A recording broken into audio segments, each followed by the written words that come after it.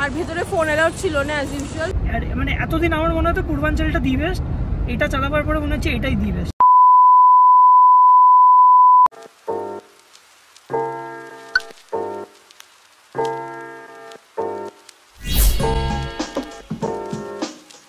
Hello, good morning and welcome to a new blog. তো আজকে কিন্তু আমরা মুম্বাই ছেড়ে চলে যাচ্ছি হচ্ছে শিরডির উদ্দেশ্যে। শিরডিতে আমরা সাইবাবার মন্দির দর্শন করব, তারপরে ওখান থেকে আমরা আবার রওনা দেবো হচ্ছে নাগপুরের দিকে। এবারে বাড়ি ফেরার দিকে রওনা দিচ্ছি। এবারে আর কোথাও স্টে নয়, স্টে মিনস কোথাও ঘুরতে যাওয়ার জন্য না, এবার জাস্ট বাড়ি ফেরার জন্য যেগুলো যেগুলো হল্ট করতে হয় সেটাই করব। তো এই এখন কটা বাজে আই ডোন্ট নো, ওই 8টা সাড়ে 8টা হবে। তো এখন আমরা সবাই মিলে যাচ্ছি হচ্ছে, রওনা দিচ্ছি শিরডির উদ্দেশ্যে। এখান থেকে 2.5-3 ঘন্টার মতো লাগবে। তো চলো যাওয়া যায়। চলো সাই বাবার নাম নিয়ে আমাদের জার্নিটাকে শুরু করি। আর আজকের ব্লগে তোমরা অনেক কিছু দেখতে পাবে, জানতে পারবে। আর এই ব্লগটা one of the longest blog হতে চলেছে, কারণ এই ব্লগে রয়েছে প্রচুর information about the roads, about the temple and everything. একটা ছোট্ট সাজেশন দিয়ে রাখি, সেটা হচ্ছে যে একটু হাতে টাইম নিয়ে বেরোবে, মানে তাতে কিনা ভিড়টা একটু কম হয়। আর অক্টোবর মাসে প্রচন্ড গরম ছিল, আর তার জন্য যদি গরমকালে যাও একটু ভোর ভোর বেলায় বেরোবে। 9টা বাজে, আমরা এখন নবী মুম্বাই ছেড়ে দিয়েছি, হাইওয়েতে প্রায় এসে গেছি, একটু পর থেকে হাইওয়ে কানেক্ট করে দেবে। তো আজকে আমাদের ডেস্টিনেশন হচ্ছে গিয়ে শিরডি। শিরডি যাওয়ার জন্য আমরা যেটা দিয়ে যাব সেটা হচ্ছে গিয়ে প্রথম যাবো এখান থেকে নাসিক। নাসিকের জন্য রাস্তা মুম্বাই নাসিক এক্সপ্রেসওয়ে টাইপকার যে রাস্তাটা ওটা। আর তারপরে নাসিকের পর থেকে আমরা সমৃদ্ধি পেয়ে যাব। সমৃদ্ধি হচ্ছে গিয়ে এক্সপ্রেসওয়ে, যেটা স্ট্রেট আমাদের নিয়ে যাবে নাগপুর অব্দি। তো আজকে ফাইনাল ডেস্টিনেশন নাগপুর, মধ্যিখানে শিরডিতে কিছুক্ষণ থাকা। সামনে রাস্তাটা খুব সুন্দর।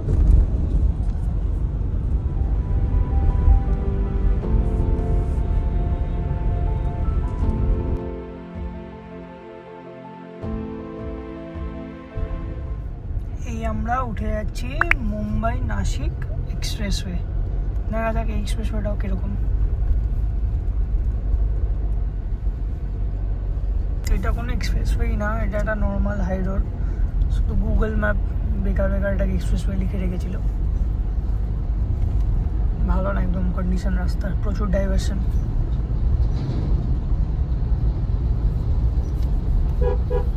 নাসিক অবধি এরকমই মনে হয় খারাপ রাস্তাই থাকে।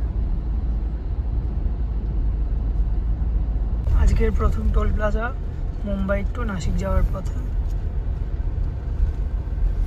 রাস্তাটা এখন আন্ডার কনস্ট্রাকশন। আমরা এখন একটা খাওয়ার জায়গায় হল্ট করলাম। এটা কোথায় সুপসাগর ধাবা বলে কিছু একটা, হাইওয়ের মধ্যে। তো এখানে সব আছে, এই যে ম্যাকডোনাল্ডস, স্টারবাকস। কোথায় স্টারবাকস? ও আসলে হিন্দিতে লেখা তো বুঝতে পারছি না। চলো যাই। এখন 11টা বাজে, আমাদের ব্রেকফাস্ট ডান, খাওয়া দাওয়া হয়ে গেছে। এখানে ভালো বেশ জায়গাটা, ম্যাকডোনাল্ডস আছে, স্টারবাকস আছে, ভেজও আছে, অনেক কিছু, ধোসা ফোসা সব কিছু আছে, বাথরুমও পরিষ্কার। এখন আমরা আবার যাব টুয়ার্ডস শিরডি। আরও 2 ঘন্টা মতো তো লাগবে, রাস্তা খুবই খারাপ। তোমরা শুনতেই পেলে যে রাস্তা কিন্তু খারাপ। আমি বলছি যে যেগুলো ক্যামেরাতে দেখানো হচ্ছে সেটাই যে শুধুমাত্র সত্যি তা কিন্তু নয়। অবশ্যই রাস্তা খারাপও পাবে, রাস্তা ভালোও পাবে, বাট আমাদের মাথায় দুটোতেই রাখতে হবে। তো এর জন্য বলছি যে একদম হাতে সময় নিয়ে প্রপারলি, মানে যদি তোমাদের গুগল ম্যাপ দেখায় 2.5 ঘন্টা, তাহলে কিন্তু সেটা একটু 1 ঘন্টা বা 1.5 ঘন্টা বাড়তেও পারে। সেরকম মেন্টালি প্রিপেয়ার্ড হয়েই বেরোবে। এবারে আসি টেম্পলের কথা, কারণ এর পরে হয়তো আমি খুব একটা বলতে পারবো না, এরপরে লং ক্লিপিংস রয়েছে। এখানে আমি বলে দিই যে শিরডি টেম্পলের কিছু জিনিস যেগুলো আমার খুব ভালো লেগেছে, এবং যেগুলো আমার মনে হয় যে এখানে হলে বা যে কোনো টেম্পলে হলে খুবই ভালো হয়। স্পেশালি আমি এখানকার কথা বলছি, সেটা হচ্ছে যে ডিসিপ্লিন। ওখানে এমন একটা জিনিস, মানে প্রত্যেকটা লাইন কিন্তু ভিড় প্রচন্ড, কিন্তু প্রত্যেকটা লাইন খুব সিমেট্রিক্যাল ভাবে গেছে, মানে তোমাদের অসুবিধা একটুও হবে না। আর যেটা মোস্ট ইমপ্রেসিভ, যেটা আমি কোনো টেম্পলে আজ পর্যন্ত দেখিনি, সেইটা হচ্ছে যে তোমরা যদি লাইনে দাঁড়িয়ে থাকতে থাকতে যদি হাঁপিয়ে যাও তাহলে সেখানে কিন্তু প্রপার সিটিং অ্যারেঞ্জমেন্টস রয়েছে অ্যান্ড সেখানে জল বা ড্রিঙ্কিং ওয়াটারেরও অনেক ব্যবস্থা রয়েছে, সো কোনো রকমের কোনো অসুবিধা হবে না।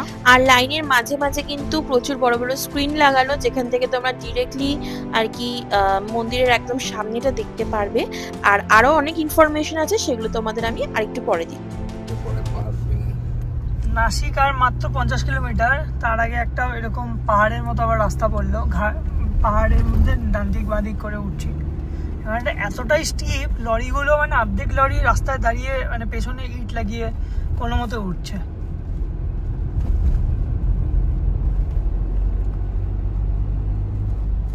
সামনে লরিটা ঘর ঠিক মতো স্পিডে ওঠাতে পারিনি, ব্যাকে আবার পুরো নামাবে, নামিয়ে আবার ওঠাবে। ওখানে আরেকটা জিনিস রয়েছে যে টাকা দিয়ে একটা লাইন রয়েছে আর ফ্রিতে একটা লাইন রয়েছে। আমরা ফার্স্ট এটাকে স্ক্যাম ভেবেছিলাম, কিন্তু এটা কিন্তু সত্যি। তোমরা যদি টাকা দাও কিছু, সেখানে অনেক রকমের লোক রয়েছে, তাহলে কিন্তু তোমাদেরকে একদম ভিআইপি লাইন দিয়ে ঢুকিয়ে দেবে। আর ফ্রিতে যদি দাঁড়াতে চাও তাহলে তোমাদেরকে অনেকটা সময় ধরে লাইন দিতে হবে। এই জায়গাটা খুবই সিনিক। এই জায়গাটার নাম হচ্ছে ইগতপুরি। এটা নাসিকের আগে, মানে নাসিকের আগে ইগতপুরি বলে একটা জায়গা। এই এসে গেছে আমাদের টোল এন্ট্রি ফর সমৃদ্ধি। এখান থেকে আমরা স্টার্ট করব সমৃদ্ধিতে, গিয়ে নামবো স্ট্রেট নাগপুর। এটা অ্যাকচুয়ালি নাগপুর থেকেই স্টার্টিং, নাগপুর টু মুম্বাই কানেকশনটা হবে। এই যে টোলটা পার করলাম, এটা বেসিক্যালি টোলে টাকা কাটে না, এটাতে আমাদের শুধুমাত্র টাইমটা নোট করলো, এন্ট্রির টাইমটা। লাস্টে যখন বেরোবো ফাইনাল, তখন আমাদের টাকাটা কেটে নেবে। এক্সপ্রেসওয়ের ডান দিক বাঁ দিকে সিনারিটা দেখেন, জাস্ট চারদিকে পাহাড়। বাইরে পাহাড়ের দৃশ্য থাকলেও কিন্তু বলে দিই প্রচন্ড গরম ছিল। আমরা ফুল অক্টোবর মাসে, মানে জানোই পুজোর পরে গেছিলাম, তাই বলছি যে এখানে প্রচুর গরম। যতটা পারবে হাতে সময় নিয়ে বেরোবে এবং চেষ্টা করবে ভোরবেলায় বেরোনোর, যাতে কিনা আলো থাকতে থাকতে, মানে আলো তেজটা বাড়তে বাড়তেই তোমরা পুজোটা দিয়ে বেরিয়ে যেতে পারো। অ্যান্ড আরেকটা কথা, এখানে কিন্তু পুজো দেওয়ার কোনো সিস্টেম নেই, এখানে জাস্ট দর্শন। পুজো দেওয়ার এখানে কোনো রকমের কোনো ব্যবস্থা নেই। উঠে আজকে প্রথম টানেল এসে গেছে। কোন এক্সপ্রেসওয়েতে টানেল দেখতে? হ্যাঁ, মানে আমার চালানো প্রথম এক্সপ্রেসওয়েতে প্রথম টানেল। আর এখানে না স্পিড লিমিটটা 100 লিখেছে, জানি না কেন। শুরুতে যখন উঠলাম তখন 120 ছিল, এখন আমার 100 লিখে দিয়েছে। এই রাস্তাতে 100 স্পিড লিমিট রাখার কোনো মানে হয় না, মিনিমাম 120-140 রাখা উচিত। একটুখানি দাঁড়ালাম সার্ভিস লেনে just to enjoy this scenic beauty. এই যে তোমরা দেখো চারিদিকে পাহাড়, ওখানে একটা লেক, ওখানে একটা লেক। এটা ছবি তুলতে হবে আমাদেরকে, কারণ এখানে তো আর বারবার আসা যাবো, কবে আবার আসবো, তো একটু ছবি তোলা। ওয়েদারটা কিন্তু খুবই সুন্দর ছিল, একদম সত্যি মনে ছিল শরতের আকাশ। মানে কলকাতা ছেড়ে গিয়েও কিন্তু দুর্গাপূজার যে আমেজটা, সেটা কিন্তু প্রত্যেকটা জায়গাতেই ছিল। যাই হোক, আরেকটা ইনফরমেশন, আমরা যেমন শিরডি থেকে নাগপুরে স্টে করেছিলাম, তোমরা যদি চাও শিরডিতে একটা দিন স্টে করে পরের দিনকেও মন্দির দর্শন করতে পারো। ওখানে কিন্তু স্টে করার জন্য প্রচুর হোটেলস রয়েছে অ্যান্ড প্রচুর রেস্টুরেন্টস রয়েছে, ভেজ রেস্টুরেন্ট রয়েছে। তো যারা ভেজিটেরিয়ান বা ভেজকে পুজো দেবেন তারা আরামসে দিতে পারেন, ওখানে প্রচুর রেস্টুরেন্টস রয়েছে। এক্সপ্রেসওয়েতে ওঠার পরে প্রায় 60 কিলোমিটার কিছু তো কোনো স্টপেজ ছিল না। এই প্রথম এলো আমাদের ফুয়েল, রেস্ট এরিয়া, মানে খাওয়ার দাওয়ার জায়গা, এরকম মানে 60 কিলোমিটার পর। তাহলে মানে পুরোপুরি প্রিপারেশন নিয়েই এক্সপ্রেসওয়েতে উঠতে হবে। এক্সপ্রেসওয়েগুলোতে কিছু থাকে না একদম। আবার হয়তো নেক্সট স্টপটা আবার 60 কিলোমিটার পরে হবে।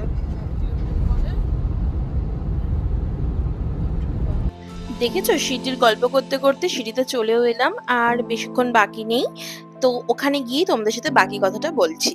আপাতত আমাদের এক্সপ্রেসওয়ে ছাড়তে হচ্ছে, কারণ আমরা যাবো হচ্ছে কি শিরডি, যেহেতু। তো এই 20 নম্বর এক্সিটটা হচ্ছে গিয়ে শিরডির এক্সিট সমৃদ্ধিতে। আমরা এই বাঁদিকে নেমে যাব, এই যে বাঁদিকে অ্যারোটা দেওয়া আছে, এখান দিয়ে আমরা নেমে যাব শিরডির জন্য। এই শিরডি ঘুরে টুরে এসে আবার এই এক্সপ্রেসওয়েতেই উঠে স্ট্রেট যাব নাগপুর। নাগপুর আর এখান থেকে ওই 550 কিলোমিটার মতো। এই আমরা বেরোবার টোলটা দিয়ে বেরোবো। ঢোকার সময় টাইমটা নোট করেছে, আর এখন বেরোবার সময় নোট করবে হচ্ছে গিয়ে টাইম, দেন টাকা কাটে যাবে।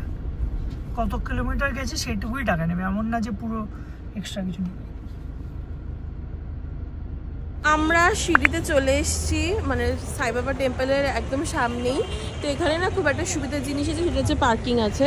এই যে গাড়িটা ওখান দিয়ে আমাদের 100 টাকা নিয়েছে, নিয়ে আমরা ওখানে পার্ক করে দেবো গাড়িটাকে। তো গাড়িও সেফ থাকবে, সব থাকবে। আর আমার মনে হচ্ছে ওই যে এখান দিয়ে আমার মনে হচ্ছে আমরা যাবো। আমরা সবে শিরডি টেম্পল থেকে বেরোলাম, অনেকক্ষণ, প্রায় 1-1.5 ঘন্টা মতো লাইন দিলাম। আর ভেতরে ফোন অ্যালাউড ছিল না অ্যাজ ইউজুয়াল, তো এর জন্য কোনো ব্লগ করতে পারিনি। তো তাও বলে দিই, এই যে এই জায়গাগুলোতে এখন আমরা একটু খাওয়া দাওয়া করবো। মুখ থেকে বুঝতেই পারছো বিশাল রোদ, বিশাল, জন্য মুখ চোখ ঢাকা দিয়ে যেতে হচ্ছে। এখন বাজে 5টা, আমরা শিরডির থেকে বেরিয়ে গেলাম। শিরডিতে দর্শন আমাদের হয়ে গেছিলো 3:30টার মধ্যেই হয়ে গেছিলো, মানে ঢুকেছিলাম 2:45, 3:30টার মধ্যে দর্শন করে আমরা সবাই বেরিয়ে গেছিলাম। তারপরে আমরা এখানেই খেলাম, এখানে একটা বার্গার কিং ছিল, বার্গার কিংয়ে খেলাম। বাবারা পাশে একটা ভেজ রেস্টুরেন্ট ছিল, ওখানে খেলো। এখন আমরা আবার যাচ্ছি টুয়ার্ডস সমৃদ্ধি। আবার ওই এক্সপ্রেসওয়েটাতে উঠবো।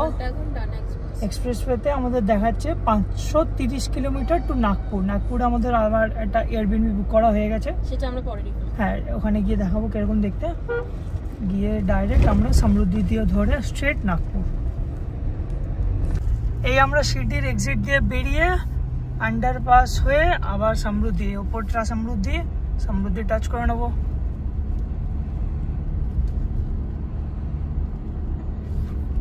আমরা কিন্তু এগিয়ে যাচ্ছি, মানে সোজা রাস্তা, তো একটু মাঝে মাঝে বোর লাগছে, জানি না তাদের কিরম লাগছে চালাতে।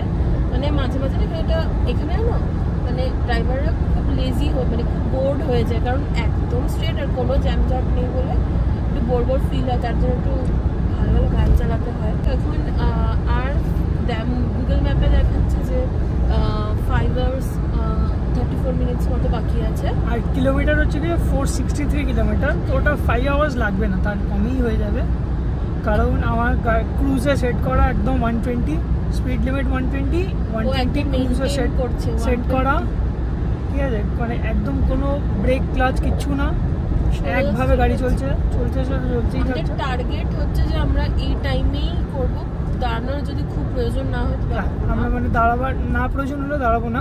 সানসেট তো প্রায় হয়েই এসছে, অন্ধকার, বাট যেহেতু এটা মহারাষ্ট্র, তো এখানে আলো প্রায় 6:30 7টা অবধি থাকে।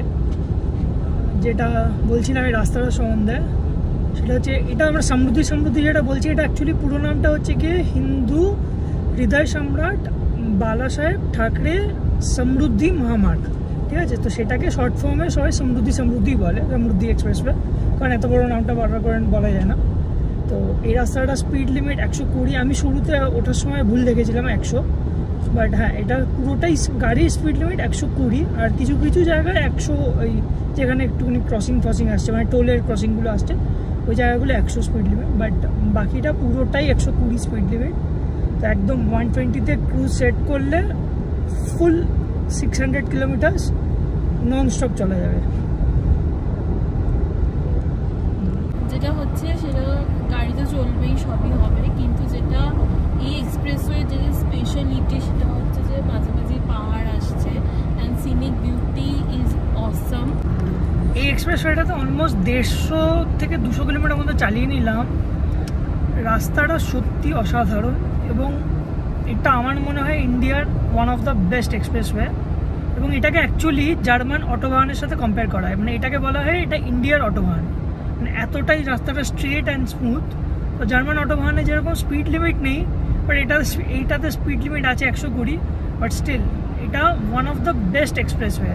আর আমি নর্থ ইন্ডিয়ার সমস্ত এক্সপ্রেসওয়ে অলমোস্ট চালিয়েছি, পূর্বাঞ্চল, তাজ, যমুনা, এই তিনটা তো ফুল চালিয়েছি, মানে এন্ড টু এন্ড, এবং একবার না 3-4 বারও বেশি আমি চালিয়েছি।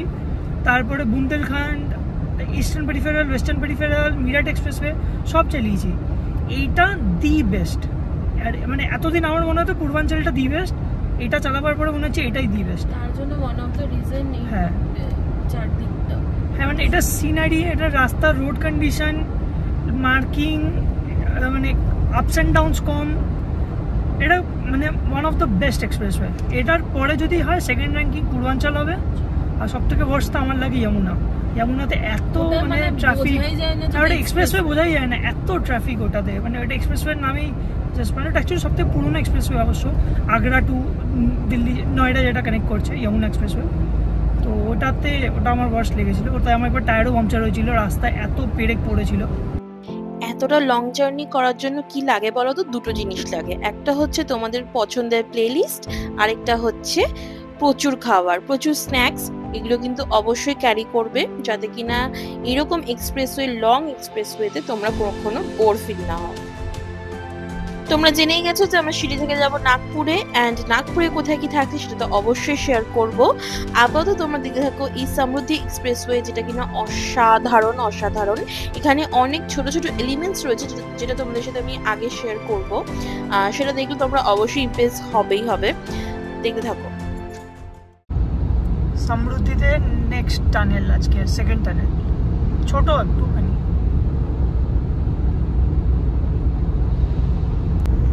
এই যে সামনে ব্রিজটা দেখতে পাচ্ছেন দুটো পাহাড়ের মধ্যেখানে, এই যে মানে বেসিক্যালি রাস্তাটা তো পাহাড় কেটে বানানো হয়েছে, তো পাহাড়ে তো অনেক ওয়াইল্ড লাইফ থাকে, মানে যেহেতু এগুলো ওপরে পুরোটাই ফরেস্ট, তো সেই ওয়াইল্ড লাইফ ক্রসিংয়ের জন্য এই ব্রিজগুলো বানিয়ে দেওয়া হয়েছে, এই উপরে ব্রিজগুলো বানিয়ে দেওয়া হয়েছে যাতে ওদের কোনো প্রবলেম না হয়। এটা কোনো গাড়ি ঘোড়ার ব্রিজ না। এখন আমরা একটু দাঁড়ালাম সমৃদ্ধিতে একটা পাম্প দেখে, বেসিক্যালি একটু বাথরুম করতে যাবে বলে। তো শুধু এটা পাম্প, এটা রেস্ট এরিয়া না, জাস্ট যেহেতু পাম্প তাই জন্য একটুখানি দাঁড়িয়ে মানে তেলটাও টপ আপ করিয়ে নিচ্ছি, আর বাকিটা বাথরুমে গেছে। গাড়িটার অবস্থা একবার দেখেন।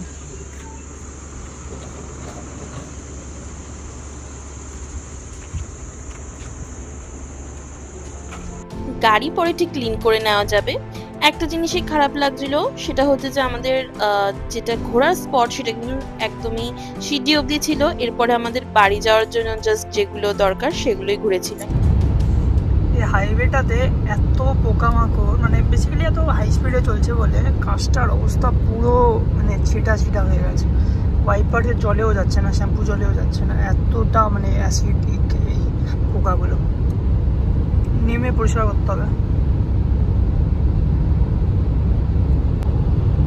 নাগপুর আসতে আর 116 কিলোমিটার মতো আছে এই হাইওয়েতেই, 116 কিলোমিটার স্ট্রেট। আমরা ভালোই স্পিডে কভার করে নিয়েছি অলরেডি। এখন 9টা বাজে। এই মানে খালি এখানে প্যাসেঞ্জার ভেহিকেল খুবই কম, ম্যাক্সিমামটাই লরি। এই হাইওয়েটাতে যেটা, এই এক্সপ্রেসওয়েটাতে যেটা দেখছি, ম্যাক্সিমামটাই লরি। আর খুবই প্রপারলি ওয়েল মানে কী বলে, এই যে মার্কিংগুলো খুব প্রপার একদম। এই পোকামাকড়ের প্রবলেমটা তো হয়, যে কোনো হাইওয়েতেই হয় একটু হাই স্পিডে থাকলে।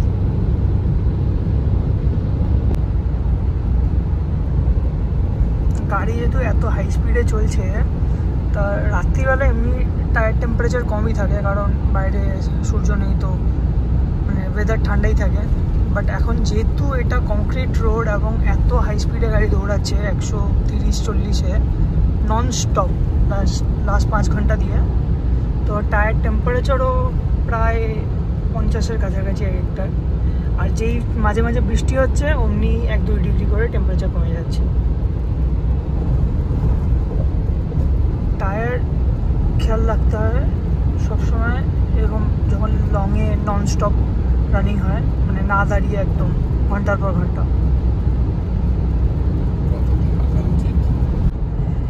সমৃদ্ধি ফাইনালি শেষ, এটা লাস্ট টোল।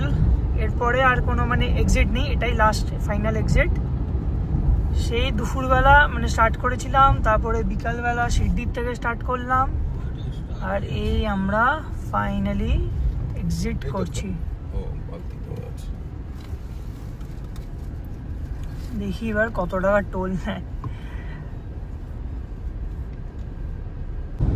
এই 550 কিলোমিটার যেটা ট্রাভেল করলাম শিরডি টু এই নাগপুর, টোল নিল 900 টাকা, ঠিকই নিয়েছে, 1.5 টাকা মতো প্রায় কিলোমিটার রাফলি।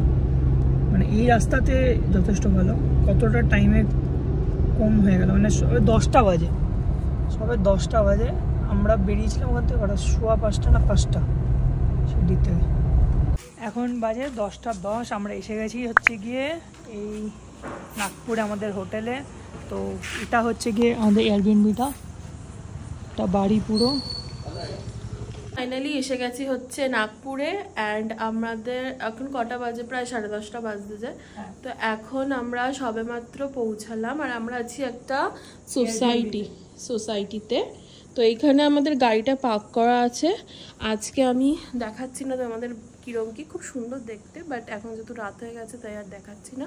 কালকে অবশ্যই দেখাবো কীরকম দেখতে। আর এখন যেহেতু রাত হয়ে গেছে তাই আমিও খুব একটা বেশি দেখতে পাচ্ছি না ভালো করে। তো চলো আজকে এখন খেয়ে দিয়ে রেস্ট নিতে হবে, অনেকটা জার্নি করে এসেছি। ও কালকে আবার আরেকটা ব্লগ আসবে, কালকে আমরা যাচ্ছি, কালকে বলবো সেটা। ব্লগটা ভালো লেগে থাকলে like, share and subscribe to my channel. Bye bye.